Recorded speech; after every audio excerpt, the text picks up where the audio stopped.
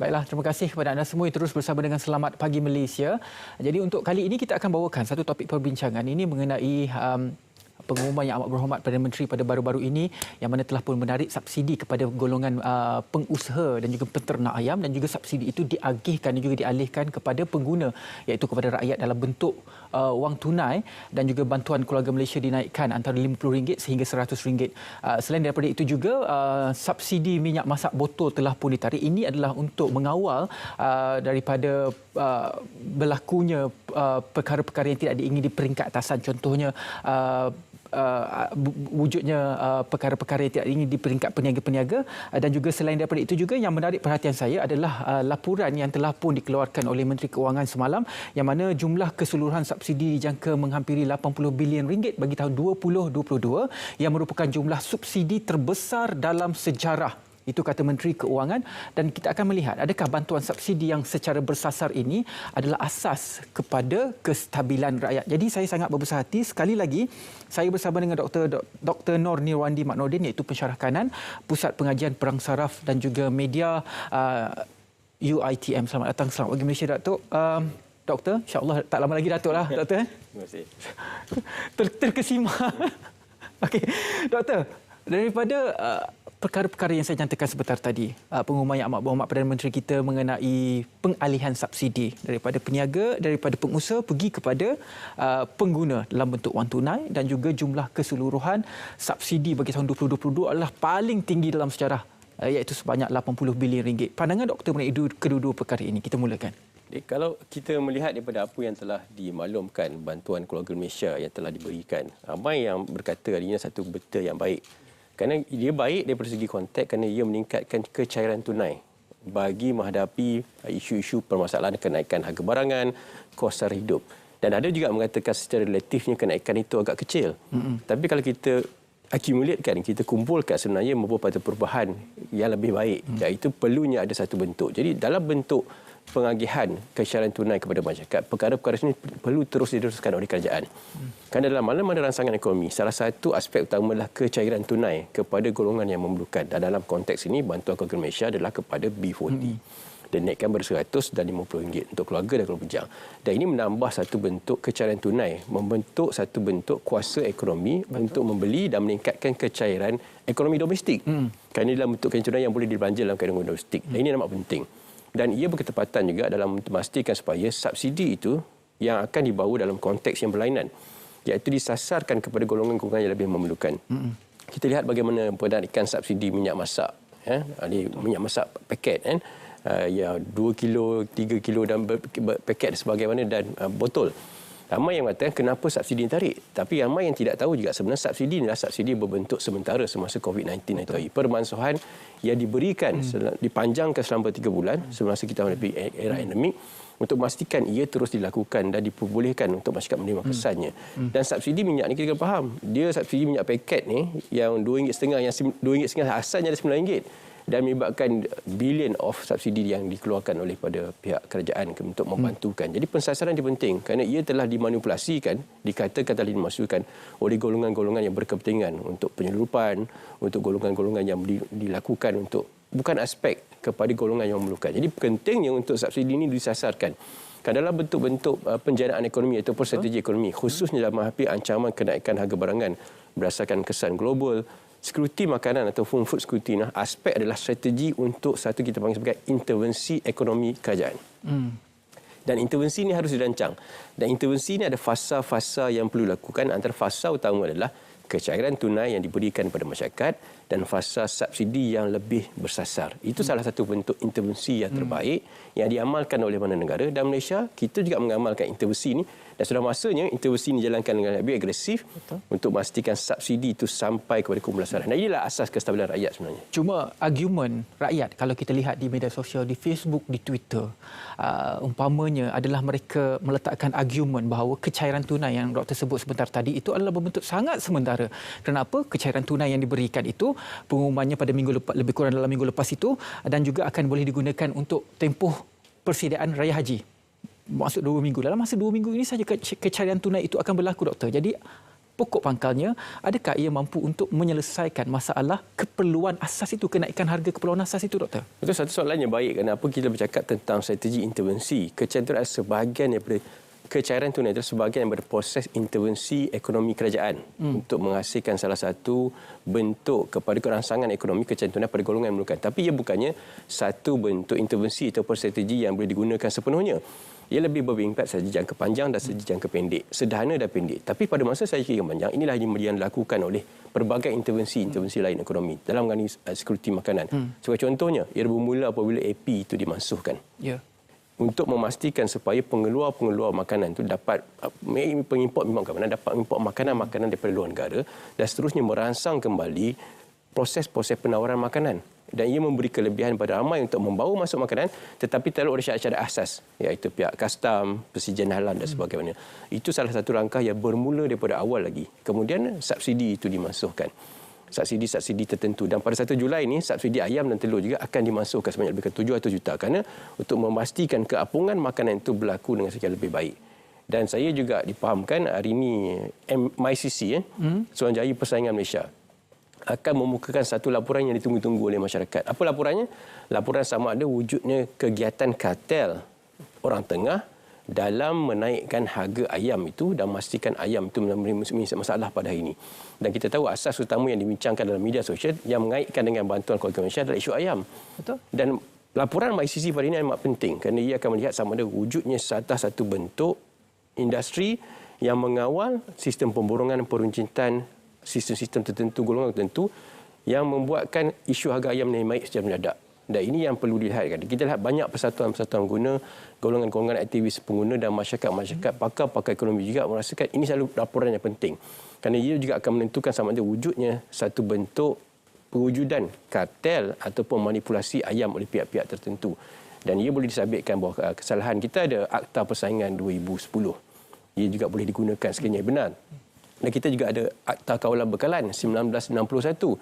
Jadi sebenarnya intervensi-intervensi ini berjalan. Cuma pada hari ini saya melihat bagaimana masyarakat harus faham proses jangka pendek, jangka sederhana dan jangka panjang itu sedang berlaku. Dan proses peralihan ini hanyalah sebelah kita pulih, hampir pulih daripada COVID-19 meski pasal endemik. Jadi subsidi itu dikeluarkan, kecairan tunai dinaikkan dan pada masa sama PM telah mengarahkan MICC untuk membuat laporan.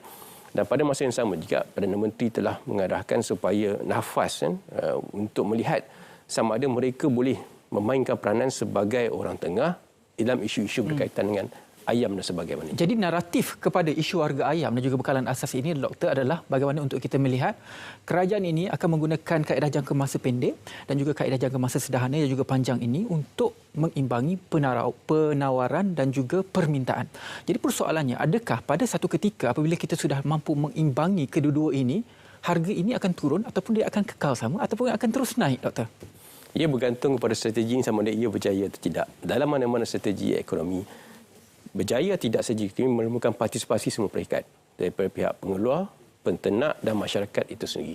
Masyarakat perlu melaporkan dan kita berharap juga pengumuman kenaikan harga shilling ayam ataupun satu bentuk harga shilling ayam yang akan diumumkan juga tidak silap saya pada hari ini juga akan membantu untuk menstabilkan keadaan. Jadi kita lihat proses-proses itu berlaku.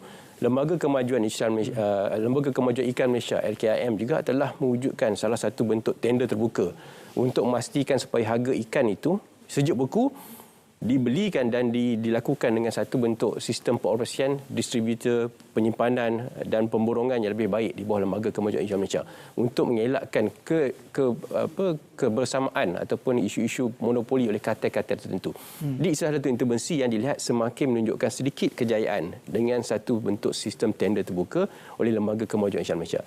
Dan isu ayam dijangka juga dapat diselesaikan dengan kaedah yang sama. Tapi adakah ia akan menggunakan kaedah intervensi seperti yang dilakukan oleh KMM terhadap ikan ataupun ia akan menggunakan strategi-strategi berasingan atau strategi yang berkaitan. Jadi sinilah strategi ekonomi itu penting. Dan kejayaannya hanya kita lihat sama ada ayam adalah penentu aras harga, dinaik atau rendah dan bekalan itu stabil dan seterusnya akan melihat pada barang-barang lain. Ada barangan yang letak di bawah akta barang kawalan, basket kawalan barang makanan, tapi ada yang tidak letakkan bawah akta kawalan barang makanan. Jadi inilah satu perkara yang saya rasa perlu dipahami oleh masyarakat dan kita perlu bersama menjadi mata dan telinga kerajaan. Betul. Dan juga memberikan solusi-solusi apa yang perlu pada masa ini adalah contoh pendigitalan.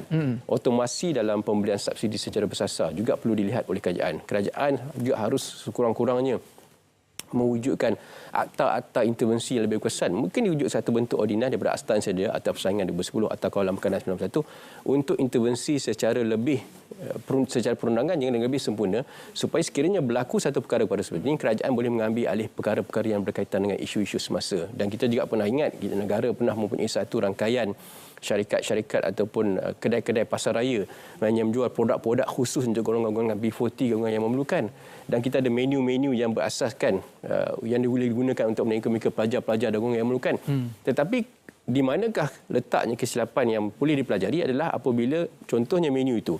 Kerajaan juga harus memastikan apabila menu itu diberikan di Malaysia, saya ingat lebih kurang RM4 kan, air ayam sirap. Saya rasa satu bentuk program yang baik, tetapi apa yang berlaku? Tidak ada sistem pemborongan dan pengedaran yang menyokong kepada ke arah penyediaan menu tersebut. Jadi sekiranya contohnya macam Nafas ke memastikan supaya pemborongan pergi terus. Jadi mereka boleh beri ayam dengan harga yang stabil, sayur dengan harga stabil, dan menu itu akan berada terus dalam satu konteks harga yang tetap. Dan ini adalah satu bentuk saya rasa pelbagai strategi perlu dilakukan secara serentak dan ia juga memerlukan partisipasi masyarakat. Pernah satu isu dahulu, Doktor, ketika harga ayam mula naik, peniaga pengusaha ini memberikan alasan bahawa harga makanan ayam ini makin naik. Maksudnya kita mengimport makanan ayam itu, Doktor. Jadi soalnya sekarang kita berada di tengah-tengah. Kita bukan berada di negara yang berada di hadapan, iaitu menghasilkan makanan ayam dan juga menternak ayam. Kita menternak ayam menggunakan makanan mereka.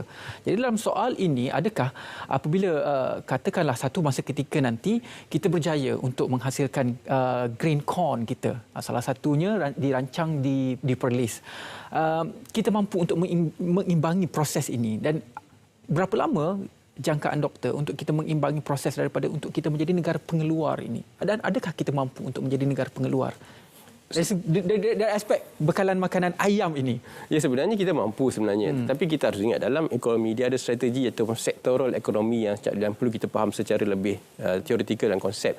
Tetapi pada masa ini intervensi itu berbentuk operatif. Kerana dalam keadaan harga ayam naik, keadaan barangan kewangan tidak terkawal, so kecairan tunai dan intervensi bersasar itu secara operatif. Tetapi secara konseptualnya ataupun secara pendekatan cara lebih besar, sebenarnya kerajaan ataupun leadership, pihak pentadbiran negara, pimpinan negara perlu melihat sama ada kita ingin memastikan kita melakukan salah satu bentuk pengubahan cara pelaksanaan, contoh dari segi perdagangan. Adakah kita akan terus mengamalkan konsep kita menjadi pengeluar dan makanan itu disalurkan kepada negara? Adakah kita memberikan partisipasi peluang negara dengan mengimport daripada negara-negara pengeluar ayam, negara pengeluar makanan dan sebagainya, ataupun kita melihat secara pendigitalan, sama ada kita boleh memasarkan benda itu dari segi konsep yang lebih berkesan. Jadi inilah satu cara-cara, corak-corak pengesanan secara jangka panjang yang perlu diperlihatkan oleh pimpinan kerajaan. Tapi pada masa ini lebih bentuk jangka pendek dan jangka sederhana. Tapi untuk menjadi pengeluar tidak mustahil. Kerana kita mempunyai satu bentuk teknologi. Kita mempunyai kementerian-kementerian, agensi-agensi yang berkeupayaan untuk melakukan perkara-perkara yang berkaitan. Tetapi ia tidak lagi boleh berbentuk retorik. Ia harus berbentuk operatif. Pelaksanaan dengan satu bentuk statistical analysis, berapa banyak pengeluaran, penyimpanan yang diperlukan dan siapakah agensi-agensi, penstrukturan cukai-cukai supaya kita boleh melawal permainan-permainan katal-katal atau orang tengah dalam sistem-sistem pengedaran. Kerana cukai inilah salah satu bentuk untuk memastikan apabila cukai itu jalankan secara digital.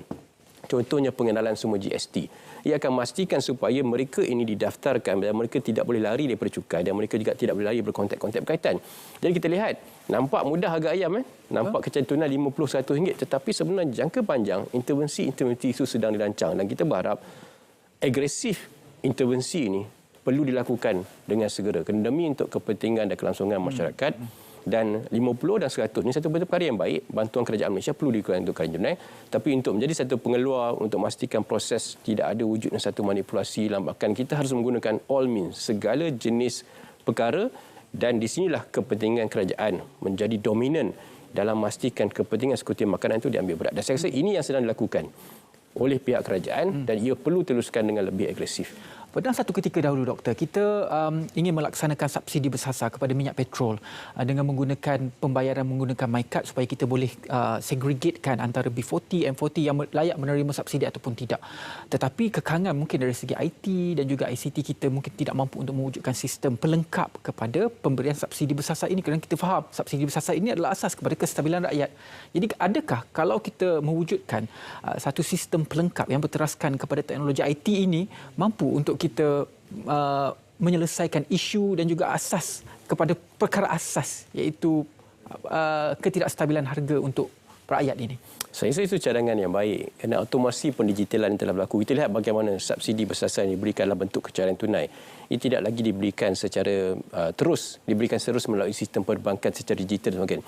Dan perincian mereka-mereka yang layak juga dijadukan secara otomasi dan digital. Dan sudah tiba masanya otomasi ataupun digital, software, pembangunan kepakaran-kepakaran berbentuk apps, application dan sebagaimana digunakan sebagai satu teras untuk membawa sekutu makanan pada tahap yang lebih baik. Supaya apabila kita bercakap tentang isu-isu pendudukan, kita bercakap tentang isu-isu keterisan cukai, isu-isu berhubungan dengan perkara-perkara tertentu, ia harus pergi ke arah otomasi ataupun digitalan teknologi yang lebih baik. Dan saya rasa ini sedang dibangunkan dan boleh dibangunkan untuk melihat bagaimana kepentingan-kepentingan itu berlaku. Dan tidak mustahil pada satu hari nanti hanya mereka yang memegang warga negara Malaysia saja melalui sistem MyCard boleh diakses untuk memberi barang-barang yang berbentuk subsidi sasar kepada rakyat Malaysia. Dan bagaimana perkara ini boleh diautomasikan, ia memerlukan intervensi dan inovasi yang berkaitan dengan pengkemasan teknologi, pengkemasan sekuriti makanan. Dan tidak mustahil perkara ini boleh dilakukan. Tetapi apa yang perlu dilakukan adalah orang ramai masyarakat harus terus memberi idea-idea untuk bergerak secara inovatif. Kerana apabila kita mula menjadi pasif, apabila kita mula untuk menjadi lebih memberikan satu aspek-aspek berbentuk sindiran, kencaman ataupun kita tidak bersama dalam menghadapi keadaan dan situasi persekitaran, maka ini tidak baik untuk rangsangan ekonomi negara. Tapi pada masa sama kita berharap juga ahli-ahli politik, mereka-mereka yang terlibat dalam idea-idea untuk melihatkan apakah isu-isu baru boleh diperkemaskan, ia harus membuka. Kerana dalam mana-mana isu aspek ekonomi kita tahu dia akan ada satu istilah kita panggil sebagai key player, pemain-pemain utama dalam industri-industri utama. Dan pemain-pemain utama inilah perlu untuk kita lihat dan kita pantau sama ada mereka bersama dengan aspirasi kerajaan ataupun player-player ini juga boleh mengubah satu perkara-perkara yang berbentuk kepentingan kepada ancaman. Dan di sinilah selalu bentuk intervensi, satu bentuk perkara-perkara yang dilihat. Dan sekali lagi saya sebenarnya menunggu laporan MyCC pada ini, Suruhanjaya Siasatan, kerana ia satu perkara kita lihat sama ada wujudnya ancaman kartel atau tidak. Dan sekiranya wujud, maka di sinilah satu bentuk intervensi baru yang boleh dilakukan, pengedaran, pemorongan dan sebagainya. Dan pencairan tunai adalah bersifat jangka pendek dan jangka sederhana untuk memastikan rakyat sekurang-kurangnya selesa dengan sedikit liquidity ataupun ketentuan untuk boleh mereka meneruskan kelangsungan hidup. Baiklah, Doktor. Itu adalah faktor-faktor yang kita dapat bincangkan. Faktor di peringkat Malaysia sendiri mungkin kita boleh ubah, kita boleh baiki melihat kepada pembentukan polisi-polisi untuk membaiki kelemahan-kelemahan yang ada. Bagaimana pula dengan faktor luar kawal, faktor di peringkat antarabangsa, contohnya perang Ukraine, Rusia, hubungan diplomasi kita antara negara-negara yang akan menentukan tarikan pelabur luar dan sebagainya, Doktor? Di sinilah konsep ekonomi itu penting. Saya suka kerana pada soalan ini kerana konsep ekonomi ini ramai yang perlu faham. Kerana kita tidak boleh menjadi pure sosialis. Kita tidak menjadi negara yang mengeluarkan dari segala industri dan sektor dikuasai di negara kita. Yang ini tidak baik untuk perkembangan negara. Kerana kita lihat contoh-contoh negara-negara tertentu apabila mereka membangunkan ataupun mereka kebertahuan kepada kerajaan itu dari segi sistem perkhidmatan, sistem perintian, sistem pemakanan. Apabila berlakunya satu kekurangan revenue kerajaan akibat perang dunia, kesan konflik dan juga kejatuhan harga minyak, sawit dan sebagainya, maka negara akan menghadapi permasalahan. Di sini perlunya bentuk foreign investment atau selalu bentuk partisipasi dengan negara luar untuk membentuk satu investment pelaburan dalam negara untuk membuka juga rantaian makanan supaya ia juga datang dari negara dan dalam negara. Dan inilah satu keseimbangan yang baik supaya kita menjadi modern nation yang mempunyai satu sistem peralihan yang baik. Sebab kalau kita cakap kapitalis ni, orang akan kata kapitalis ni bahaya, dia lebih kurang pada intervensi ekonomi, mengambil alih persekitaran ekonomi negara. Tapi ialah satu benda yang kita perlu berada di tengah-tengah untuk memastikan ekonomi ini negara berkembang, isu-isu berhubung pemilikan setempat juga berjaya dengan baik, tetapi kadar kebergantungan kerajaan itu adalah cukup untuk memastikan kestabilan sekuriti makanan, kestabilan ekonomi, kestabilan inflasi dan sebagainya. Kerana apabila kita meletakkan semuanya kepada pihak kerajaan tanpa partisipasi dan tanpa sebarang pengaruh daripada luar, maka ia juga akan membuatkan kita lebih terbuka kepada risiko-risiko inflasi-inflasi yang lebih tinggi seperti negara-negara yang pernah berlaku keadaan ini. Dan di sini kepentingan untuk kita memahami struktur ini. Dan kesan global ini telah membawa kepada satu bentuk supaya kerajaan lebih bersedia menggunakan satu stok pengimbal makanan, satu stokpile makanan, akta-akta tertentu untuk mengambil alih sistem rantaian pemakanan dan distribusi sistem, mewujudkan kedai-kedai ataupun menu-menu yang telah dipengenalkan dengan lebih baik dan lebih terancang, dengan juga mengawal satu faktor penting iaitu pengedaran dan pemborongan. Kerana faktor pengedaran pemborongan ini dalam sistem rantaian pengguna dan sistem sekuriti makanan ialah faktor yang menentukan teras harga sama ada ia dimanipulasi atau tidak. Dan sinilah akta perundangan itu perlu dilihat. Sama ada akta persaingan 2010, akta kawalan perkara 91 ataupun wujud satu rang undang-undang baru yang boleh diperkenalkan di Parlimen secara legislatifnya untuk membentuk satu bentuk kawalan. Sekiranya food security makanan itu pada satu taras yang berbahaya, maka intervensi itu boleh jalankan dengan menggunakan kuasa perundangan yang tidak ada. Seperti mana yang berlaku dalam pengisytiharan ordinan darurat yang di bawah perkara 150. Okey. Dari aspek apa kita melihat dari segi relationship ataupun hubungan kita dengan negara-negara luar itu sangat penting untuk pembentukan ekonomi kita. Tetapi doktor, apabila kita melihat juga dari aspek harga yang telah pun diapungkan, kita melihat ada negara-negara yang mengapungkan semua jenis barangan, petrol, ayam dan sebagainya. Tapi Malaysia tidak. Ada barang-barang yang kita apungkan, ada barang-barang yang kita letakkan harga siling. Contohnya ayam, hari ini kita akan mendengar harga siling baru. Jadi kenapa pentingnya untuk negara kita untuk tidak mengapungkan kesemua harga barang-barang ini, doktor? Dari segi ekonominya, kalau kita mengapungkan semua, maka ia pasaran itu akan lebih terbuka.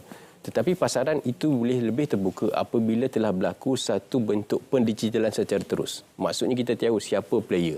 Daripada cukai ia telah sempurna. Tiada lagi penyeludupan berlaku. Isu-isu penyeludupan tidak lagi berlaku.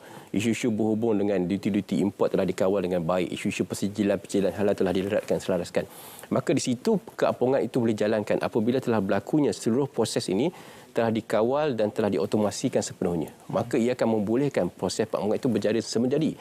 Tetapi sekiranya lagi masih ada isu-isu yang bawa kepada ancaman seperti makanan, isu kartel, isu manipulasi, isu pemborongan, peniaga-peniaga terkawal, isu-isu warga asing yang menggunakan produk-produk yang subsidi yang tidak patut diberikan kepada mereka, isu lambakan produk-produk yang tidak dikawal, yang tidak memiliki sijil tepi awan yang sepatutnya, maka di sinilah keapungan itu sebenarnya akan membawa juga kepada ketidakstabilan makanan itu apabila kepentingan rakyat tidak terjaga sepenuhnya. Sebab itu kita lihat akta-akta makanan, kawalan-kawalan standard persijilan halal yang dibangunkan oleh pihak JAKIM dan sebagainya, Kementerian Asas Tani, Lembaga Kemajuan Ikan, mereka telah cuba untuk memastikan supaya asas kepentingan rakyat ini berada pada keadaan yang optimum sebelum keapungan itu boleh dibuka. Dan sebenarnya kita tidak berlari daripada sistem keapungan nilai semula jadi atau secara natural supaya semua makanan itu telah berjaya dinaturalisasikan dan ia bergantung pada keadaan pasaran semasa. Tetapi perundangan itu harus bersedia untuk mengawal sekiranya perkara itu berlaku di luar kawalan. Sebab itu kita ada akta persaingan 2010. Sebab itu kita ada MyCC. Sebab itu kita ada akta kawalan bekalan 1961 dan kita ada Kementerian Perdagangan dan Haiwan Negeri dan Haiwan Pengguna. Kerana mereka akan bertindak apabila ia mula membebankan rakyat dan perkara-perkara yang dimanipulasi ataupun berlaku satu bentuk ketirisan yang tidak sepatutnya. Di sinilah intervensi bentuk perundangan. Tetapi pada hari ini, bantuan sehari hidup, kecarian tunai adalah satu bantuan jangka pendek, sederhana dan penaikan subsidi, laporan MCC, harga shilling, intervensi supaya ia kembali stabil. Ya. Maksudnya sepanjang perbincangan kita ni, doktor, segala intervensi ataupun bentuk-bentuk apa langkah yang dilakukan kerajaan ini semuanya akan berbalik kepada rakyat sendiri untuk menjaga kepentingan rakyat itu sendiri. Mungkin soalan terakhir pada saya, doktor. Kita dah naikkan OPR. Ini semua adalah salah satu langkah untuk kita mengurangkan inflasi dan juga selepas daripada pandemik COVID-19, sektor ekonomi dibuka, inflasi meroket naik. Adakah dengan langkah-langkah juga intervensi kita bincangkan sepanjang sehinggalah kita menunggu harga siling baru ayam pada hari ini mampu untuk mengurangkan kadar inflasi yang sedia ada pada hari ini? Kejayaan ekonomi berdasarkan beberapa faktor utama dan faktor utama adalah bagaimana memastikan keseimbangan ekonomi tempatan dan harga-harga barang kawalan itu berjaya dikawal dengan sepenuhnya. sekiranya benda ini berjaya, maka kita akan menyusun satu kadar inflasi yang sekarang ini lebih kurang 2.1 yang lebih dapat dikawal. Kan inflasi akan berlaku. Kenaikan inflasi tidak akan dapat dikawal sepenuhnya. Kesan daripada peredaran global, faktor-faktor ekonomi dan basket inflasi itu pun juga diukur dengan sistem-sistem elemen-elemen tertentu. Jadi secara asasnya rakyat harus terus bersama untuk membentuk satu persekitaran ekonomi yang lebih sihat. Memastikan juga mereka menyokong industri-industri tempatan. Memastikan juga mereka melaporkan perkara-perkara di luar jangka pada agensi-agensi berkaitan. Di samping kita mengharapkan ahli politik, kementerian dan kerajaan terus-menerus membincangkan elemen intervensi ekonomi ini secara lebih agresif dan bukan bersifat retorik. Dan bantuan bersasar ini satu bentuk yang secara terus terbuka dapat melihatkan keberkesanannya dalam masa pendek dan jangka masa panjang. Tapi kita berharap dengan apa yang akan diumumkan pada hari ini dan apa yang akan berlaku selepas 1 Julai apabila pemansuhan subsidi ayam dan telur itu berlaku dan perkara-perkara lain, ia dapat melihat kepentingan itu pada rakyat secara perlahan dan akan mula membuahkan hasil. Ya, insya-Allah itu yang kita mahukan. Sebenarnya segala apa yang kita lakukan ini adalah untuk kepentingan rakyat.